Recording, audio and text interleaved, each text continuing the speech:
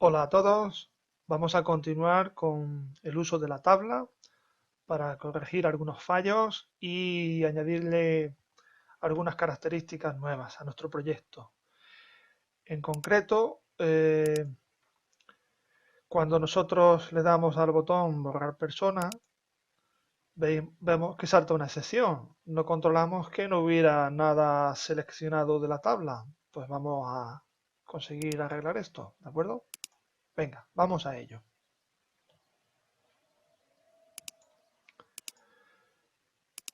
Bien, para ello controlamos el evento cuando pulsamos el botón y aquí, antes de eliminarla, tenemos que comprobar que realmente hay una fila seleccionada, ¿de acuerdo?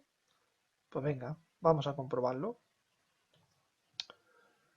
Sabemos que si no hay una fila seleccionada, el método obtener fila seleccionada devuelve -1, pues es la clave para saber cuándo podemos eliminarlo. Preguntamos si fila es distinto de -1. En ese caso sí podemos eliminarla. Venga, comprobamos que realmente ahora se comporta como debemos. ¿Veis? No salta ninguna excepción, no puede eliminar nada porque no hay nada seleccionado. ¿Queremos incluir aquí algún mensaje diciendo no hay nada seleccionado? Bueno, pues eso ya es una opción. Pero evitamos que nuestro programa produzca una excepción de este tipo, simplemente comprobando que la fila no está seleccionada. Bien, continuamos. Otro problema que he encontrado en el proyecto que hicimos antes es que cuando nosotros introducimos el peso y le ponemos los decimales, nos salta una excepción. Bien, recordamos que este campo es formateado, usamos un campo de texto con formato, y el formato que hemos elegido es pues un número con 2 decimales. Vemos que el formato pone punto, aquí se muestra la coma. ¿Cuál es el conflicto de esta representación? Bueno, algo que sí debemos de saber. Java, su compilador, trabaja con los números dobles y los números con decimales y el separador es el punto. El problema es nuestro sistema operativo. Está configurado de una manera diferente y tenemos que conseguir que cuando introduzcamos los datos, como nosotros lo vamos a hacer normalmente, estamos habituados a hacerlo en cualquier calculadora o programa con representación numérica, nosotros usamos el separador coma, ¿no? En español usamos el separador coma para que recoja ese dato numérico y compruebe que realmente es un verdadero número doble, es decir, un tipo de dato compatible en Java. Tenemos que hacer varias cosas.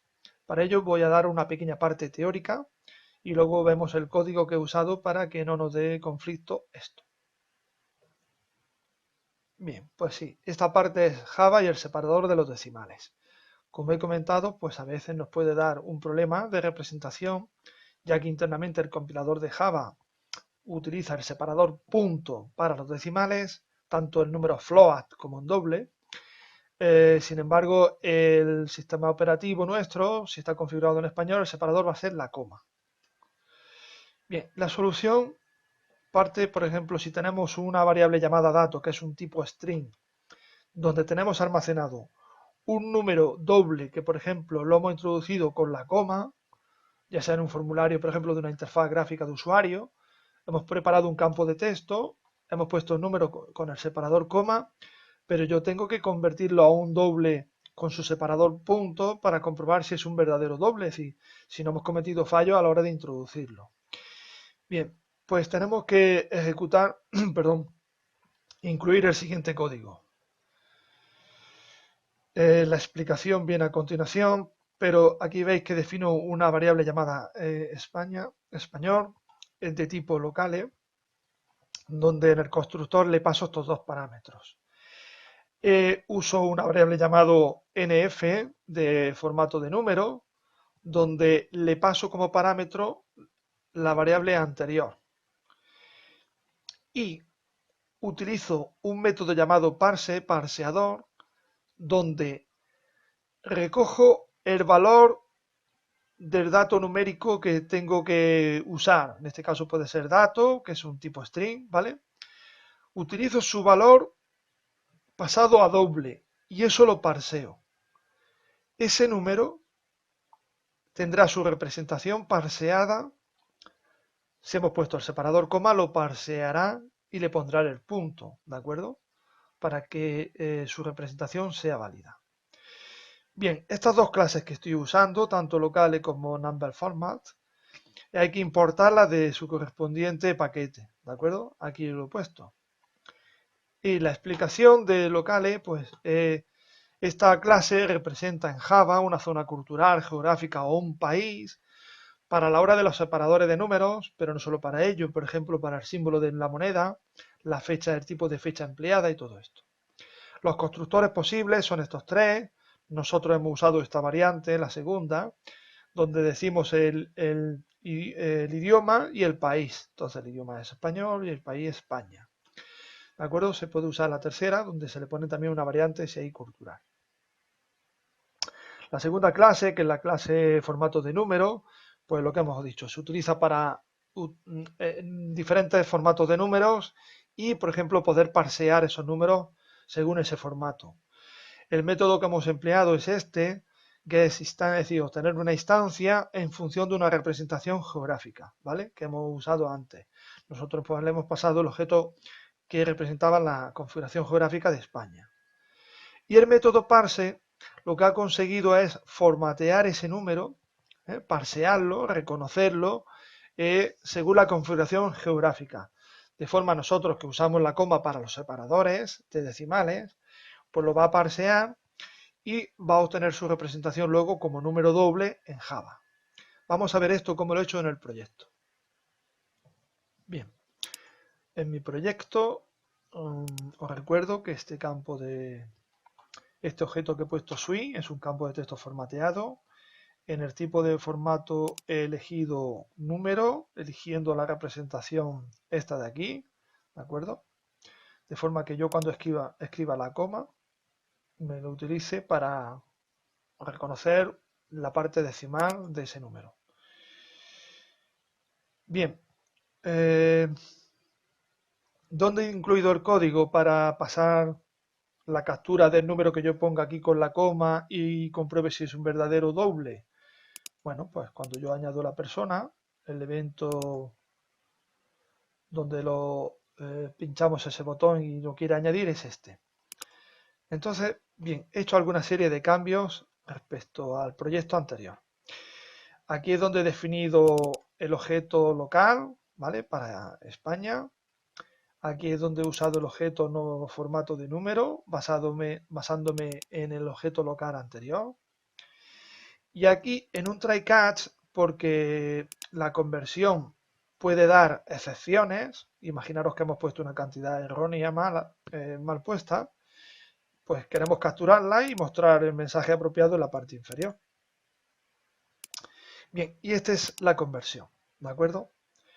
Aquí es donde si se permite convertirlo y no salta la excepción, es que nosotros hemos escrito correctamente el peso, ¿de acuerdo?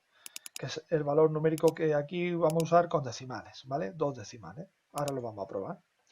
Entonces vemos que sobre el objeto formato de número, llamo al método parseador, y lo que quiero parsear es el texto que esté metido en este componente, ¿vale? ¿Qué incluirá? Pues va a incluir una coma separando los decimales, pero él lo va a parsear y lo va a reconocer como un formato de número en función de la representación geográfica de España. Por tanto, lo va a reconocer como un número válido. Y invocando a este método, yo lo paso a su valor equivalente en doble. Si he metido un número que es un verdadero doble, es decir, en Java, es decir, un número con parte decimal adecuada y los dígitos en la parte entera, no saltará la excepción y el peso estará bien introducido, ¿vale? Así que luego cuando quiera yo introducir el objeto en la fila a través del modelo de la tabla que ya vimos ayer, pues le paso el dato que esté introducido ahí en el peso pero sabemos que es válido, ¿vale? Que ese peso es un doble que está bien introducido, ¿de acuerdo?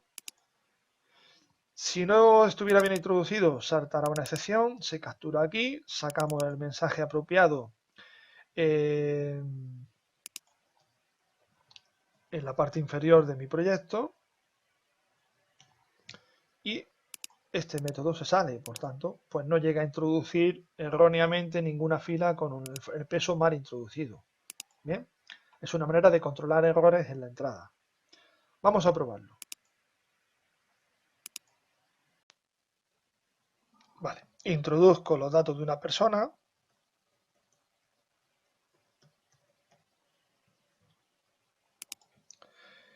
Como es un campo de texto formateado, si no utilizo el formato adecuado, vemos que el componente no se queda con el valor, ¿de acuerdo? Yo tengo que poner un valor numérico, o si no, el propio campo de texto me impide que introduzca un valor no válido. Pero claro, el separador de puntos sí me lo puede admitir. Vale, voy a meter el valor con la coma y vemos que lo añade perfectamente. Si introduzco otra persona,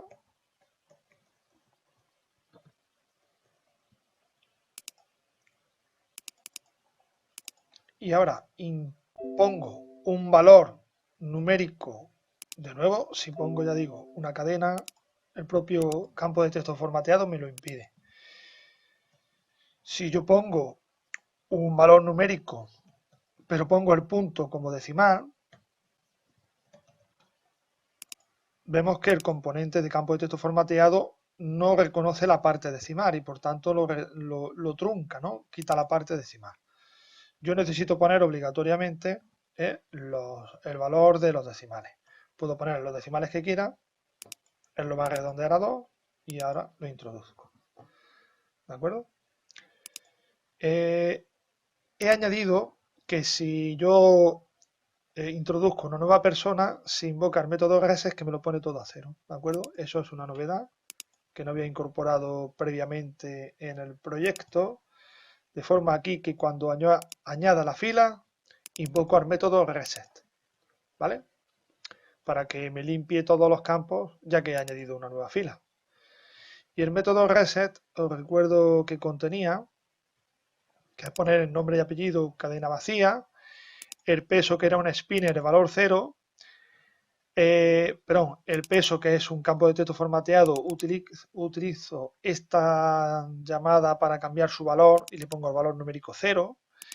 La edad que era un spinner si lo pongo en 18 por defecto y casado por defecto false, ¿vale? Entonces, también cuando inicio mi programa, aquí tenía las instrucciones de inicializar a mano los campos, pues si ya tengo el método reset, pues lo invoco. Así después de inicializarlo, reseteo todo, ¿vale? Para que tenga esos valores por defecto, 18, falso y todo esto. Bien, pues este es el proyecto cambiado, ¿no? Para que el peso admita decimales y no nos dé problemas. Vamos a continuar para cambiar las propiedades de selección sobre la tabla. ¿De acuerdo? Venga, pues vamos a ello. La idea que perseguimos es que yo cuando esté en una tabla pueda seleccionar solo una, en el caso de que pueda seleccionar filas, solo una fila, múltiples filas contiguas o múltiples filas separadas, ¿de acuerdo? Es cambiar el comportamiento de las filas. Para ello voy a hacer una introducción teórica de qué podemos conseguir con todo esto. Bien, continuando con nuestra tabla, vemos que podemos cambiar el modo de selección, tal y como he comentado antes. Para ello vamos a usar el método cambiar selección sobre la tabla, usando algunas de las, es decir, este método, y usando una de las 3 constantes que hay disponibles en la clase de modelo de lista de selección, ¿vale? Se ha tomado de ahí las clases, ya que sirve tanto para clase, perdón, para una lista que la hemos usado anteriormente, como para la tabla. La selección puede ser simple, una única fila, puede ser un intervalo consecutivo, se puede usar la tecla del teclado Shift y dejándola presionada seleccionamos consecutivamente varias filas, ahora después lo vamos a comprobar, o intervalos múltiples, es decir, no están consecutivos. Para ello, la forma de selección es con la tecla Control. Ya digo que ahora después vamos a ver ese comportamiento, cómo lo utilizamos en nuestra tabla. Podemos saber qué filas y qué columnas tenemos seleccionadas invocando estos métodos, que vemos que lo que nos devuelve son un vector con los índices de bien las filas seleccionadas o bien las columnas, ¿vale? También lo vamos a probar ahora después.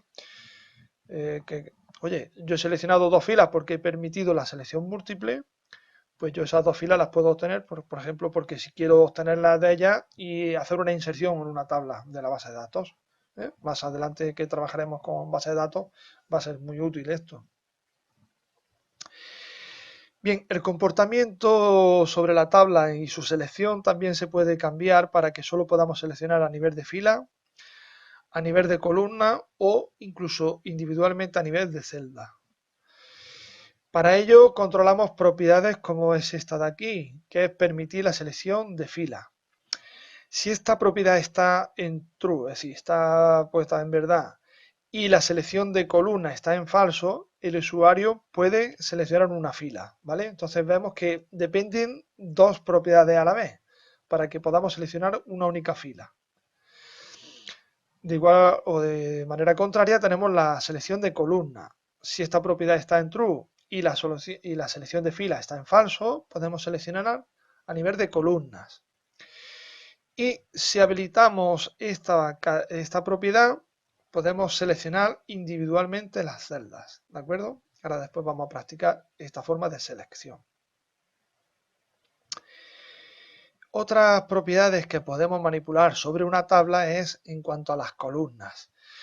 Podemos permitir que el usuario pueda redimensionarlas, las columnas, o no, y que las pueda reordenar o no, ¿de acuerdo? Ahora veremos que efectivamente si cambiamos ese comportamiento, pues el usuario puede actuar o no sobre la tabla.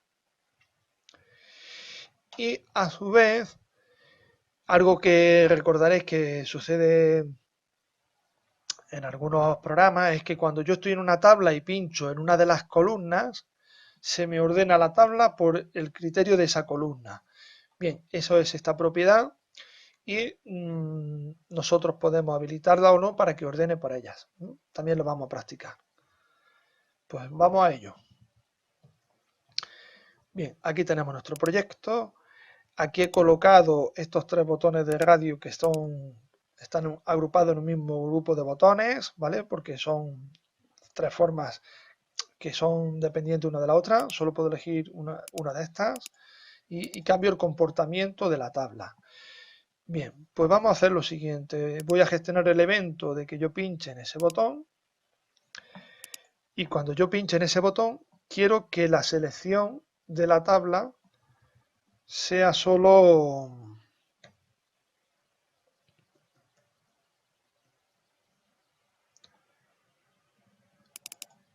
por ejemplo, en este caso a nivel sencillo, ¿no? A nivel de individual, una sola fila o una sola columna. Vamos a ver cómo lo hacemos, ¿vale? Bien, hemos comentado en la introducción a esta parte que de la clase modelo de selección de la lista íbamos a usar una de estas tres constantes. Pues elijo la selección simple, ¿de acuerdo? Habéis comprobado que aparecían otras dos constantes. Las voy a utilizar para los otros dos botones de radio, ¿de acuerdo? Voy a copiar este código para luego solo cambiar lo que me hace falta, ¿de acuerdo? Entonces, que elijo múltiple contigua, es decir, sería un intervalo por ejemplo, de filas que están contiguas, aquí, pues lo que cambio no es decir, lo que tengo que cambiar no es que sea la selección múltiple, sino que sea esta, simple con intervalo, es como se llama. Perfecto.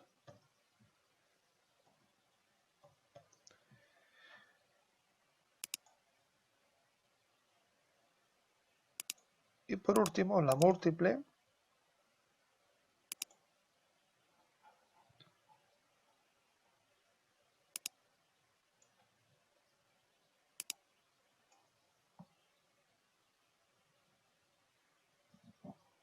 Efectivamente, elijo esta de aquí. Bien, acabo de decirle que voy a tener tres formas diferentes de seleccionar, ¿vale? Vamos a probar estos botones. Antes de nada, voy a dejar que solo esté la propiedad seleccionar filas, no la de columnas y tampoco la de celdas individuales. Para ello voy cambiando diferentes propiedades que tenemos por aquí. Vale, compruebo que el permitir la selección de fila sí está seleccionada. Voy a comprobar que la de columna no está seleccionada. ¿De acuerdo? Eso está bien. Y voy a comprobar que la de celda tampoco. Efectivamente. Luego voy a colocar aquí tres botones de radio para elegir y cambiar el comportamiento de la selección, ¿vale? Pero efectivamente quería yo solamente tener ahora mismo la selección a nivel de fila. Bien, pues voy a incorporar 4 filas y luego cambio su comportamiento de selección aquí. Pero claro, primero tengo que tener datos, ¿no? Para ver el comportamiento. Venga, este está casado y este pesa 55 kilos. Meto otra persona.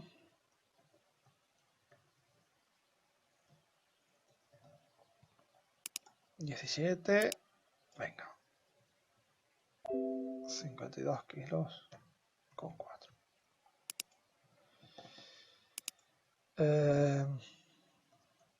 Venga, al menos 4 filas.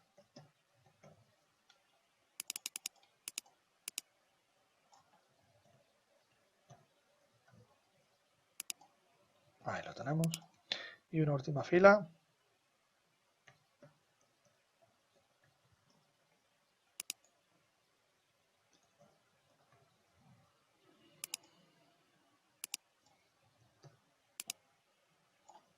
Venga. Como veis, cuando yo pincho en una fila, queda seleccionada ella. ¿De acuerdo?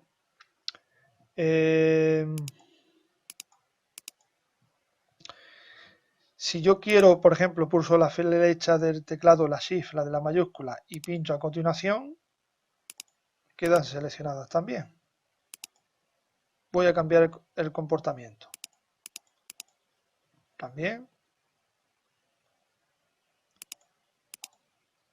Y la múltiple. Bien, observar que cuando yo selecciono la simple, yo no puedo con el control seleccionar no consecutivas, ¿de acuerdo? Cuando elijo múltiple, sí. Si selecciono múltiple contigua, tampoco puedo seleccionar cosas que no estén contiguas, ¿de acuerdo? Solamente puedo seleccionar cosas contiguas con el control cuando tengo esta opción seleccionada, ¿vale? Que os recuerdo que lo que activaba la propiedad era esta, múltiple selección. En la contigua, claro, siempre que estén contiguas voy a poder seleccionarlas. Si están discontinuas, no.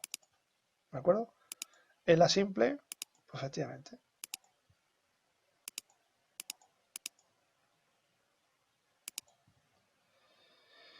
Bien, pues hemos comprobado el comportamiento de la selección de las filas con estas tres propiedades. Vamos a ver ahora lo de la ordenación. Observad que yo pincho en el nombre de una columna y no sucede nada. Voy a cambiar su comportamiento con este botón de chequeo que he puesto aquí para darle funcionalidad. Vamos a ver cómo se hace. La propiedad que había que cambiar es si permitimos ordenación o no. ¿De acuerdo? Bien. Vale, lo tenía ya creado. Es sobre la tabla, invocamos a este método que dice autocrear una ordenación por filas. ¿De acuerdo? Y lo que yo hago es el checkbox le he llamado a esa variable de chequeo, a esa casilla de verificación, le he llamado ordenar. Y lo que hago es que recojo si está seleccionada o no. Si está seleccionada, me devuelve true y entonces activo la ordenación de las tablas al pinchar la casilla. Que la casilla está deseleccionada, pues vale su valor falso y entonces le digo que no ordene la tabla al pinchar sobre las columnas. Vamos a ver ese comportamiento, cómo cambia. Bien, necesito al menos 2 filas para, bueno, o 3 para comprobar. Bien, aquí voy a introducir texto para ir más rápido. Y aquí necesita siempre un valor numérico. Añado, venga, por nombre, pero que sea otros nombres diferentes. Venga, aquí por ahí un poquito más rápido. Exactamente. Otros apellidos con otro nombre y aquí un valor numérico diferente. Bien, de nuevo, si yo pincho en las columnas no sucede nada. Si ahora le hago clic en esta casilla, observar, tengo los apellidos ordenados alfabéticamente. Si hago un clic de nuevo, observar cómo la flecha cambia indicándome que ahora está descendente. Si le vuelvo a hacer un clic, está ordenación ascendente. Pero, ¿y si quiero ordenar por nombre? Bueno, ahora mismo está ordenado. Si hago un clic, está ordenado descendente y si no ascendente. Bueno, la edad vale en todos 18 años. Ahora voy a introducir una persona que no tenga 18 años. Pero, y por ejemplo, por el peso, están desordenados. Si yo hago un clic en el peso, ordenación creciente, ordenación decreciente, al hacer un clic. Y todo esto funciona perfectamente solo activando la propiedad que ordene la tabla, ¿vale? Esta propiedad que hemos visto aquí, que es pasarle true o falso, es decir, verdad o falso a este método. Si le ponemos verdad, la tabla podemos ordenarla pinchando en las columnas. La verdad es que es una propiedad muy útil. Yo siempre lo dejaría por defecto en la tabla activado, ¿vale? De forma que, hombre, pues tenemos muchos datos en la tabla, que una tabla es un componente compuesto donde podemos meter muchos datos.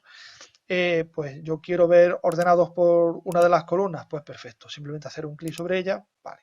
¿Que queremos retomar que sea por apellido? Pues le damos apellido y ya estamos ordenando por apellidos.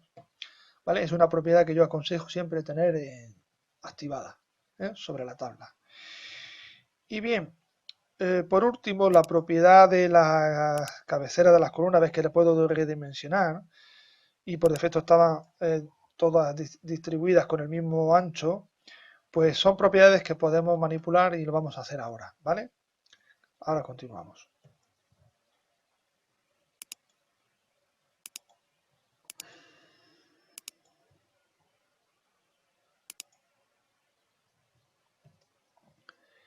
Bien, vamos a añadir los 3 botones de radio que hemos comentado que íbamos a usar para cambiar la selección a nivel de fila, a nivel de columna o a nivel de celda. Bien, voy a poner aquí solo filas.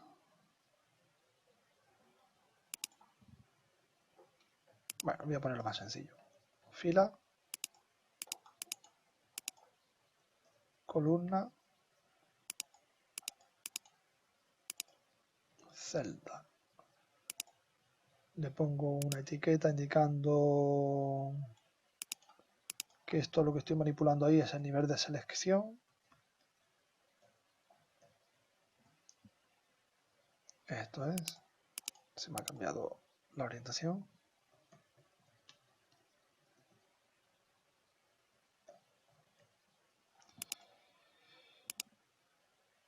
Vale.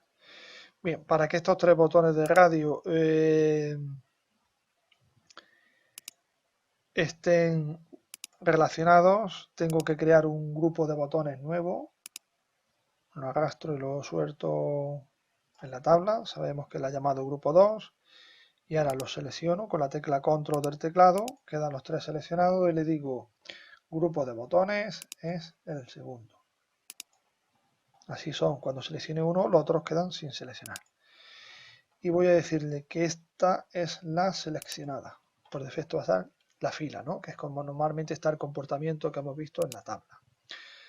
Pero cuando yo pincho en un otro, quiero cambiar su comportamiento. Bien, gestiono el evento, pinchar a nivel de fila.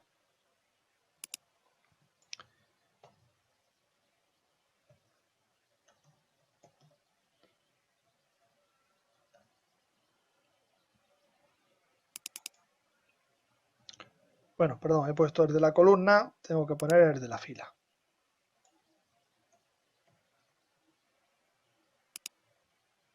Mira, aquí le ponemos true.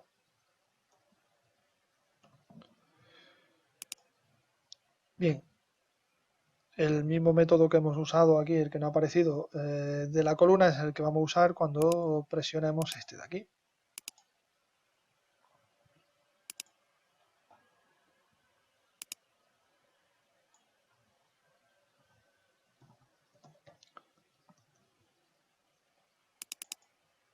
Ahora sí.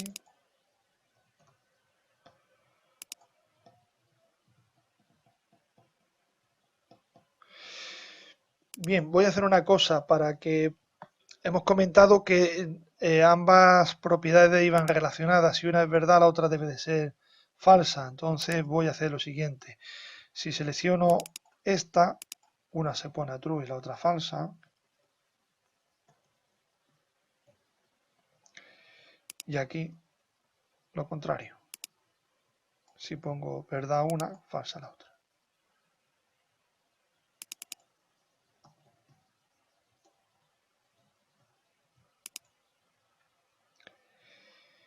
Vale. Y nos falta la última a nivel de celda. Muy bien.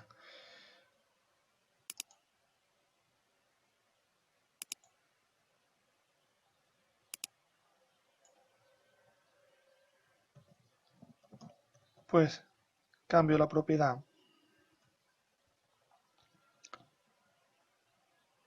que me permite poner a true la celda de selección. ¿De acuerdo? Vamos a comprobarlo.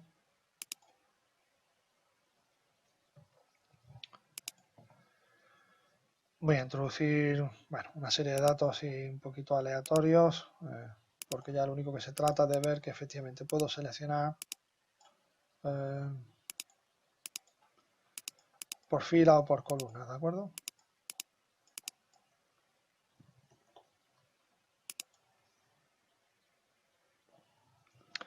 Bien, ahora mismo está por filas, he cambiado a columnas y ahora a nivel de celda. De nuevo vemos el comportamiento. Vale, es importante que si activo el nivel de fila se desactive el de la columna, ¿vale? Si no, no va a funcionar.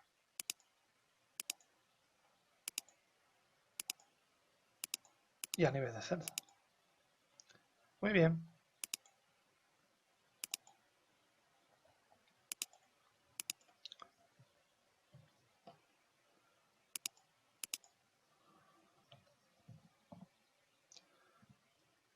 Ahora vamos a cambiar el comportamiento de la cabecera de las columnas. Para ello, utilizo el evento presionar ese botón. ¿De acuerdo? Os recuerdo que teníamos que usar el método que me obtenía la cabecera de la tabla y activar una serie de propiedades, que eso es lo que vamos a hacer.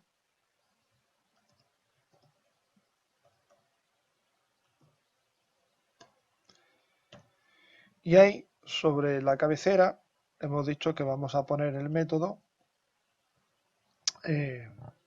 para cambiar la propiedad. En este caso, la propiedad que quiero cambiar es permitir el redimensionamiento o no.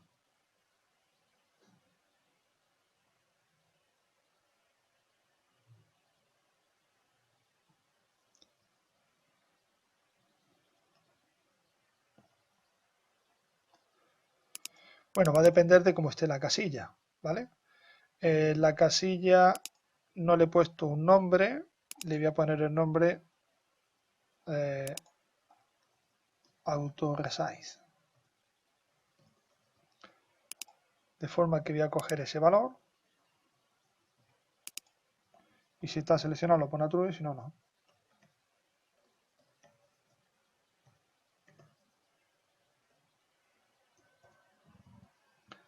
¿De acuerdo? Entonces, si activo la casilla true y esto se pone a true, la propiedad de redimensionar las cabeceras. Si la casilla vale falsa, pues falsa. Lo mismo voy a hacer con reordenar. ¿De acuerdo? Le voy a cambiar su nombre de variable.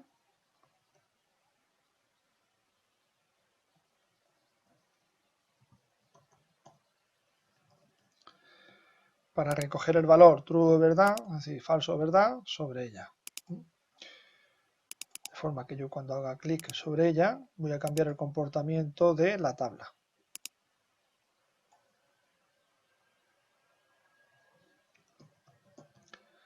De nuevo tengo su cabecera, ¿de acuerdo?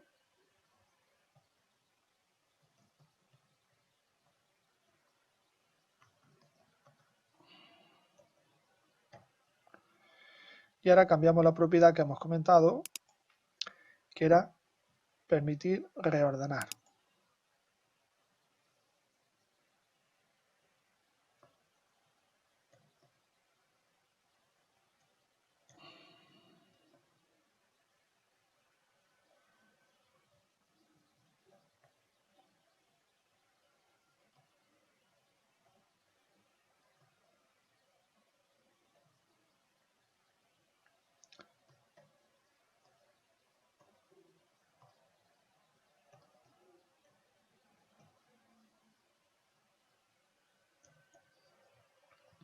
Y de nuevo recojo lo que contenga la casilla. Si está seleccionada, que lo ponga true, si no, no.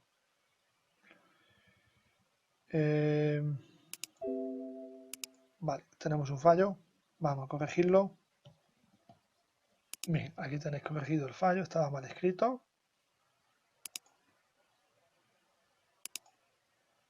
Perfecto. Lo probamos.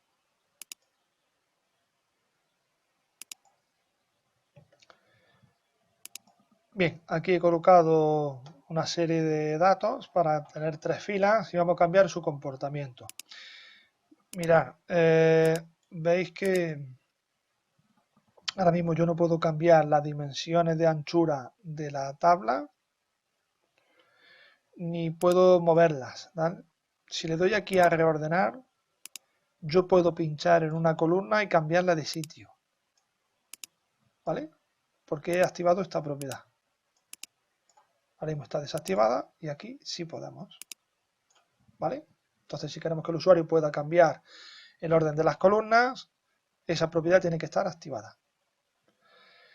La propiedad redimensionar es que me permite, ¿veis? Aparece la flecha entre las columnas, se ha quedado muy pequeña, yo puedo cambiar su anchura. Lo que significa que podamos redimensionarla. ¿Vale? Pues este es el comportamiento respecto a las cabeceras que podemos cambiar en nuestro proyecto. Muy bien, pues esto es todo por hoy. Hasta la próxima.